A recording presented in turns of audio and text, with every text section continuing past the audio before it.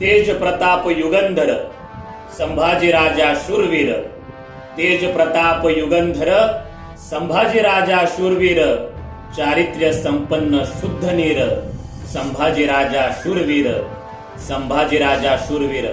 स्वराज्याच्या याच धाकल्या धण्याला अर्थातच छत्रपती संभाजी महाराजांना रगेल आणि रंगेल रंगवून त्यांचं चारित्र्य हनन करण्याचा प्रयत्न केला गेला. पण आज छत्रपती संभाजीराजांचा खरा इतिहास जगासमोर आल्यानंतर आणि विकृत इतिहासकारांचं पित्तळ उघडं पडल्यानंतर त्यांचेच वारसदार छत्रपती संभाजीराजांना धर्मवीर संबोधित आहेत, तेही स्वतःच्या स्वार्थासाठी, स्वतःला सुरक्षित करण्यासाठी.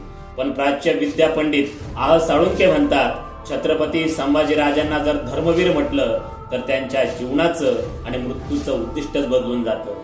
ज्या धर्ममार्तंडांनी छत्रपती संभाजीराजांना विरोध केला, त्या धर्ममार्तंडांनी जर प्रामाणिकपणे महाराजांना साथ दिली असती तर महाराष्ट्राचाच काय, भारताचा देखील इतिहास बदलला असता. अहो, साथ देणं तर राहू द्या, त्यांनी छत्रपती संभाजीराजांना विरोध करण्याऐवजी त्यांच्यापासून अलिप्त जरी राहिले असते ना, तरी दिल्लीच्या तख्तावर छत्रपती संभाजी महाराज आसीन झाले असते. आणि खऱ्या अर्थानं त्याच वेळी भारताच्या भूमीमध्ये स्वातंत्र्याच्या जीवनमूल्यांची दृढपणे स्थापना झाली असती. आपण खऱ्या अर्थानं छत्रपती संभाजीराजांचा खरा इतिहास जाणूया, हेच त्यांना जयंतीदिनी अभिवादन ठरेल. स्वराज्याच्या या धाकल्या धण्याला, स्वराज्य रक्षक संभाजी महाराजांना जयंतीदिनी विनम्र अभिवादन, अनुसरणीय अभिवादन, मानाचा मुजरा.